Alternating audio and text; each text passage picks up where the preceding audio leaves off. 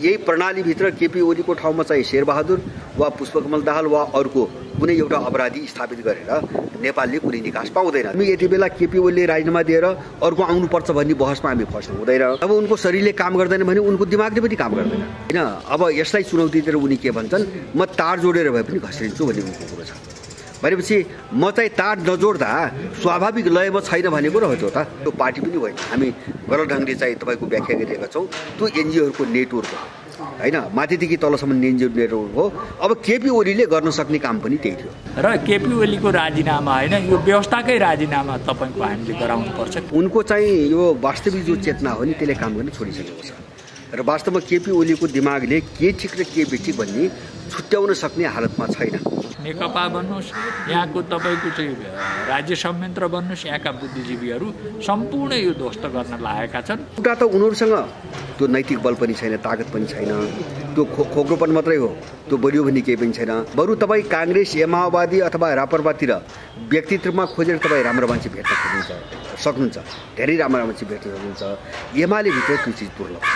यसैको निम्ति दार्जुङ्गा त्यत्रो हत्याकाण्ड भएको छ। हत्याकाण्डपछि सडक चाहिँ एमालेको एनजिओकरण भएको छ। आदरणीय दर्शकवृन्द, पछिल्लो राजनीतिक घटनाक्रममाथि केन्द्रित रहेर कुराकानी गर्नका निम्ति राजनीतिक विश्लेषक प्राध्यापक पेशल निरौला र राजनीतिक विश्लेषक भरत दाहालसँग कुराकानी गर्न गइराखेको छु। यहाँहरू दुवैजनालाई स्वागत छ। हजुर धन्यवाद। तपाईँको के हो भने यो क्रिस्चियन संस्कृतिको चाहिँ तपाईँको चाहिँ उपज हो र हाम्रा मान्छेहरूलाई थाहा नै छैन। किनभने क्रिस्चियनहरूले जिससको मासुको रूपमा चाहिँ भेडाको मासु चाहिँ जिससको मासुको रूपमा चाहिँ खान्छन् भने जिससको रगतको रूपमा चाहिँ तपाईँको वाइन चाहिँ प्रसादको रूपमा खान्छन्। आज त्यही संस्कृति चाहिँ आज नेपालमा केक संस्कृति बनेर चाहिँ आएको छ र अब यो त तपाईँको हाम्रो जस्तो बत्ती बालेपछि निभाउनु हुँदैन, अशुभ मानिन्छ। तर यो केक संस्कृतिमा बत्ती तपाईँको मोमबत्ती बालेर चाहिँ निभाइन्छ। यो क्रिस्चियनहरूको संस्कृति हो हेर्नुहोस्। त्यसैले यो संस्कृतिले चाहिँ आज हामीलाई गाजेको छ। यहाँसम्म कि प्रधानमन्त्री केपी शर्मा ओलीले नेपालको तस्बिर बनाएर केक, नेपाल आमाको तस्बिर बनाएर केकको रूपमा जुन तपाईँको तस्बिर बनाएर काटेर खाने काम भयो, यो अत्यन्त र निन्दनीय र खेदजनक कार्य छ। यसले के देखाउँछ भने उनीहरूले चाहिँ हाम्रो सत्ता मार्फत हाम्रो संस्कृतिमाथि अतिक्रमण गरेका छन् र आफ्नो संस्कृतिलाई चाहिँ अगाडि बढाउन गइरहेका छन्। यदि हामीले जन्मदिवस मनाउने हो भने कुनै रुद्री लाउन सक्छौँ, कुनै देवीको महात्म्य गर्न सक्छौँ अथवा आफ्नै परम्परा र संस्कृतिलाई हामीले अगाडि बढाउन सक्छौँ र यसले तपाईँको यो समग्र आज नेपालको राष्ट्रको स्थिति निहुरिएको छ। होली वाइन प्रकरणमा प्रधानमन्त्री ओलीले जुन तपाईँको यो नेपाललाई चाहिँ क्रिस्चियन राष्ट्रहरूको चाहिँ एउटा आधिकारिक मान्यता दिलाएका थिए भने अहिले तपाईँको यो केक प्रकरणले नेपालको अस्मितामाथि प्रहार गर्दै क्रिस्चियनहरूको संस्कृतिलाई चाहिँ उनले बढावा दिएका छन् र यो निन्दनीय र खेदजनक कार्य हो। यो समग्र मानिसहरूले विरोध गर्नुपर्छ र यो चाहिँ वास्तवमा चाहिँ नेपालको अस्मितामाथि चाहिँ ठुलो खेलवाड हो भन्ने मलाई लाग्छ। भरत सर, राजनीतिक रूपमा यस्तो धेरै आलोचना भइराखेको छ यो वर्तमान सरकारको र नेकपा पार्टी सिङ्गो पार्टीकै अहिले चाहिँ आलोचना भइराखेको छ। तर पनि कुनै आलोचनाले नछोए जस्तो देखिन्छ प्रधानमन्त्रीलाई र यो खालको व्यवहार गरिराख्नु भएको छ। यो राजनीतिक रूपमा कता जाने सङ्केत हो यो खालको व्यवहार? तपाईँले कसरी हेर्नुहुन्छ? सांस्कृतिक पाटो त त्यो भयो, पश्चिमा संस्कृतिको प्रेरित, इसाई संस्कृतिकोमा प्रेरित भएर प्रधानमन्त्रीले यसो गरे भनेर पेशलजीले राख्दै गर्दा राजनीतिक रूपमा चाहिँ यो के को सङ्केत हो?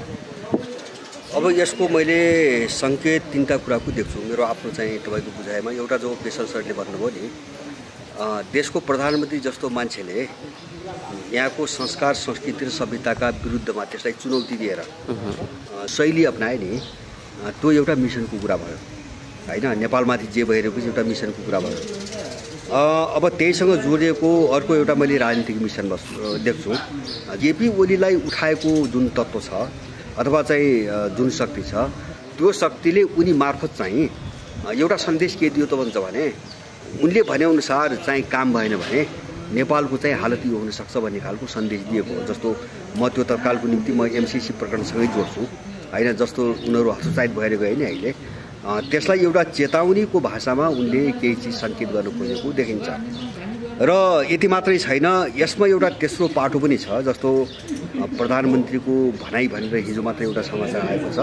जस्तो हिजो मात्रै चाहिँ अब मिडियामा बाहिर एउटा के कुरा आएको छ भन्छ भने मैले शरीरमा चाहिँ तार जोडेर भए पनि अगाडि काम गर्छु, निरन्तर काम गर्छु भन्ने खालको कुरो प्रधानमन्त्री बोले भन्ने कुरो आयो। त्यसले उनको के स्वीकारोक्ति देखिन्छ भन्छ भने उनको चाहिँ यो वास्तविक जो चेतना हो नि त्यसले काम गर्न छोडिसकेको छ र वास्तवमा केपी ओलीको दिमागले के ठिक र के बेठिक भन्ने छुट्याउन सक्ने हालतमा छैन। उनको शारीरिक अवस्था त्यस्तो छ र त्यसले उनको मानसिकता त्यहाँ पुर्याइसकेको छ। नत्र भने सामान्य उनी यदि चाहिँ तपाईँको अब यो मिसनसँग जोडिने कुरा त एउटै भयो, तर तपाईँले भने जस्तो गोकुल प्रकरण भर्खर आएको छ होइन, यस्तो बदनामी भएको छ, तुरुन्तै चाहिँ तपाईँको नेपालको नक्सा राखेर के काट्ने भनेपछि अब यसले के असर गर्छ, भोलि चाहिँ यसको प्रतिक्रिया कस्तो आउँछ भन्ने ठम्ब्याउन सक्ने हालत पनि उनको मैले देखिनँ। त्यसकारणले गर्दाखेरि मैले यसलाई चाहिँ एउटा स्वाभाविक रूपमा चौतर्फी नेपालको सम्भव प्रभुसत्ता, नेपालको संस्कार संस्कृतिदेखि लिएर सबै चिज मास्ने कुरासँग यो जोडिएको छ। यो अन्जान बस चाहिँ तपाईँको आएको होइन, जस्तो त्यो बनाएर अनि यहाँ ठुलै गिरोह चाहिँ यसमा लागेको छ र उसले आफ्नो रणनीतिको सन्देश दिएको पनि चाहिँ मलाई लाग्छ। भरत सर, वास्तवमा तार जोडेर पनि यो गर्छु भन्ने पाटोमा उहाँले अभिव्यक्ति दिएको कुरा आइरहँदाखेरि मलाई चाहिँ कसैले केही गर्न पनि सक्दैनौ, म मेरो सत्तालाई चाहिँ निरन्तर रूपमा अगाडि बढाउन सक्छु, कसैको केही लाग्दैन भन्ने सन्देश पनि दिएको कि आफै भित्रका होइन। जस्तो तार जोडेर काम गर्नुपर्ने भनेपछि हामीले बुझ्ने के हो भन्छ भने उनको शरीरले अब काम गर्दैन भनेको, त्यो स्वास्थ्यका हिसाबले एउटा त्यो भयो होइन। स्वास्थ्यले काम नगरी दिमागले काम नगर्थ्यो हो होइन। स्वास्थ्य र मानसिकता त फरक सित होइन।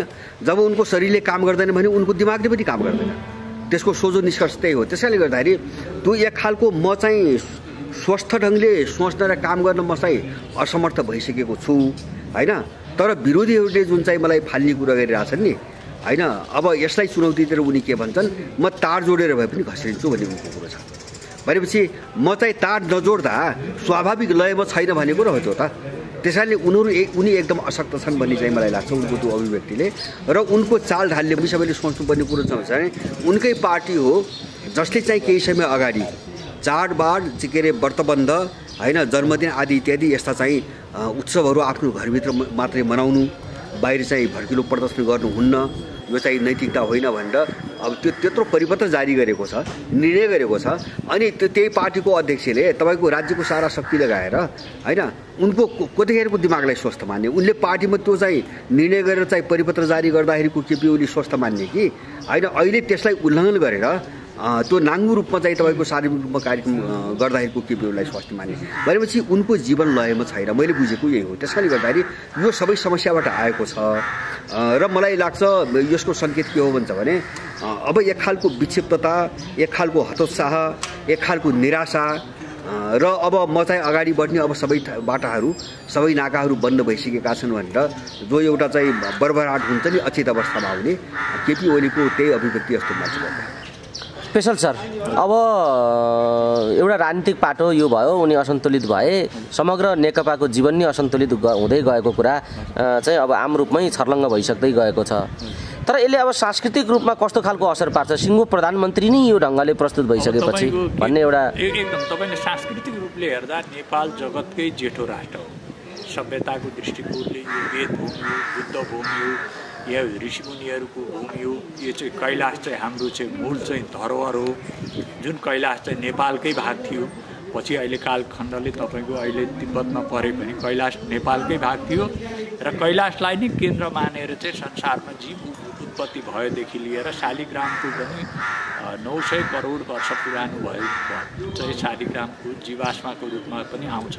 त्यसैले यो चाहिँ सभ्यताको जेठो राष्ट्र वेदभूमि र ऋषिमुनिहरूको भूमिमा चाहिँ यो सुनियोजित रूपले चाहिँ यो प्रहार भइरहेको छ। यसमा सम्पूर्ण यहाँको दरबार भन्नुहोस्, काङ्ग्रेस भन्नुहोस्, नेकपा भन्नुहोस्, यहाँको तपाईँको चाहिँ राज्य संयन्त्र भन्नुहोस्, यहाँका बुद्धिजीवीहरू सम्पूर्ण यो ध्वस्त गर्न लागेका छन्। त्यो एउटा तपाईँको साङ्केतिक रूपमा भन्नुहोस्, सिम्बोलिक रूपमा भन्नुहोस्, प्रधानमन्त्री केपी ओली मार्फत यो प्रस्फुटन भएको छ। यो अत्यन्त खेदजनक र गैर जिम्मेवार कार्य हो भन्ने मलाई लाग्छ। भरत सर, सिङ्गो यत्रो पार्टी पङ्क्ति, यत्रो कार्यकर्ता नेता भएको एउटा पार्टी पङ्क्ति छ नेकपाको, तर केपी ओली र सरकारको यो खालको निकृष्ट व्यवहारप्रति काहीँ पनि आलोचना भएको देखिँदैन। सबै सिद्धिएको हो त अब पार्टी जीवन भन्ने पाटो। हामीले अब निकै ठुलो छ भन्ने जो शब्द प्रयोग गर्नुभयो नि, यत्रो कार्यकर्ताहरू छन् सङ्गठित। मैले बुझेँ। अब त्यो बाहिर रूपमा हेर्दा, आकारमा हेर्दा त्यो साह्रै ठुलो छ, त्यसको जगमा हेर्दा, सारमा हेर्दा त्यहाँ केही पनि छैन। मलाई के लाग्छ भन्छ भने बाहिर जो भनिन्छ नि अब एकदमै ठुलो छ, अथवा ठुलोको अर्थ हामीले जसरी बुझ्छौँ नि बलियो छ, व्यापक छ भन्ने अर्थ बुझ्छौँ नि, मलाई लाग्छ त्यो भइदिएको भए उनीहरू यति ठुलो सङ्कटमा पर्ने थिएन होइन। जस्तो एउटा उनीहरू कति कमजोर हुँदै गए भन्ने कुरा मैले यसो विश्वको समग्र ट्रेन्डसँगै जोडेर यहाँ अध्ययन गर्ने हो भने पनि यही एमसिसीकै एउटा उदाहरण मैले दिन्छु। जस्तो त्यो प्रावधान अहिले चाहिँ जो झलनाथ खनालको कार्यदल बन्यो त्यसले त न्युयोर्कको कानुन पनि नेपालमा लागू हुने भन्ने खालका पनि पूरक सम्झौता भएका रहेछन् भनेर चाहिँ अध्ययन गरे भन्ने कुरो बाहिर आइरहेछ। माने यस्तो सम्झौतालाई जो चाहिँ जसरी पनि पारित हुन्छ यो नेपालको निम्ति फलिफाप हो होइन, सौभाग्य हो भन्ने हिसाबले जसले गरे नि। र अब उनको जति शक्ति लाग्यो 1 वर्षदेखि, अहिले मात्रै होइन 1 वर्षदेखि उनीहरूले यो चिज चाहिँ पारित गर्न सकेन भनेपछि उनको जमिन कति खस्केको छ र कति खोक्नु हुँदै गएको छन्। र उनी भन्न खोजेको मैले उनीहरूलाई उठाउने पछाडिको शक्ति समेत, अन्तर्राष्ट्रिय शक्ति समेत नेपालमा कति खोक्रो हुँदै गएको छ भन्ने कुराको एउटा प्रमाण यही नै हो। त्यसकारणले गर्दाखेरि एउटा त उनीहरूसँग त्यो नैतिक बल पनि छैन, तागत पनि छैन, त्यो खोक्रोपन मात्रै हो, त्यो बलियो भन्ने केही पनि छैन। दोस्रो एमालेको डरलाग्दो पक्ष सबैले बुझ्नुपर्ने के हो भन्छ भने बरु तपाईँ काङ्ग्रेस या माओवादी अथवा रापरवातिर व्यक्तित्वमा खोजेर तपाईँ राम्रो मान्छे भेट्न सक्नुहुन्छ, धेरै राम्रो मान्छे भेट्न सक्नुहुन्छ। एमाले भित्र त्यो चिज दुर्लभ छ होइन, केही एकदम तल्लो स्तरका भोटर बाहेक एकदम दुर्लभ छ। किन भन्छ भने त्यो झुन्ड बडो योजनाबद्ध रूपमा चाहिँ यो चाहिँ एनजिओ र आइएनजिओहरूले स्कुलिङ गरेको झुन्ड हो त्यो होइन। नेतृत्वमा त त्योभन्दा बाहिरको मान्छे अपवादमा मात्रै छ होइन, तर जिल्लामा पनि अपवादमा छ। र उसको लिडरसिप भनेकै एनजिओ परिचालन गर्ने मान्छेहरू हुन् र एनजिओ कार्यकर्ताभन्दा बाहिरबाट एमालेको कुनै पनि तहमा चाहिँ नेतृत्व प्राप्त गर्न सम्भव पनि छैन। त्यस कारणले त्यो संस्कारको प्रभाव हो। जस्तो केपी ओलीको एउटा चाहिँ त्यो शैली के हो भन्छ भने उनको चाहिँ पार्टीको ग्राउन्ड जस्तो प्रकारको छ अथवा चाहिँ जुन शक्तिले उनलाई स्कुलिङ गरिरहेको छ उनले त्यसको अभिव्यक्ति दिएका हुन्। त्यस कारणले गर्दाखेरि मलाई त्यो स्वाभाविक लाग्छ। र अब त्यो स्कुलिङमा आएका मान्छेहरूले त्यो पार्टीभित्रबाट त्यसको प्रतिरोध नबोल्नु भन्ने कुरा त्यति अनौठो होइन। किन भन्छ भने यसैको निम्ति दार्जुलिङमा त्यत्रो हत्याकाण्ड भएको छ। हत्याकाण्डपछि सर्लक्क चाहिँ एमालेको एनजिओकरण भएको छ।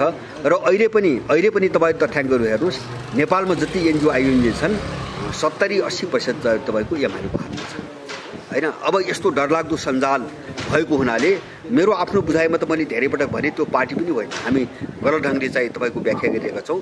त्यो एनजिओहरूको नेटवर्क हो होइन, माथिदेखि तलसम्म एनजिओ नेटवर्क हो। अब केपी ओलीले गर्न सक्ने काम पनि त्यही थियो।